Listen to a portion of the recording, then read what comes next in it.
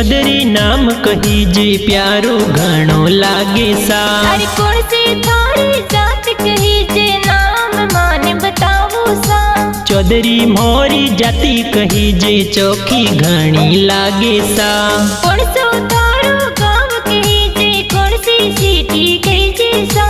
रोली मोरो गाम कही जे राम जी का गोल सिटी सा। इंस्टाग्राम पर रीला बनावो रीला जोर लागे सा। थार गाड़ी में घूमो थे तो प्यारा घना लागो सा। इंस्टाग्राम पर रीलो बनावो ट्रेंडिंग में चालो सा। देवसा सोलंकी गाना बनावे गाना प्यारा बाजे सा। देव स्टूडियो राम जी का गोल में गाना धूम मचावे सा।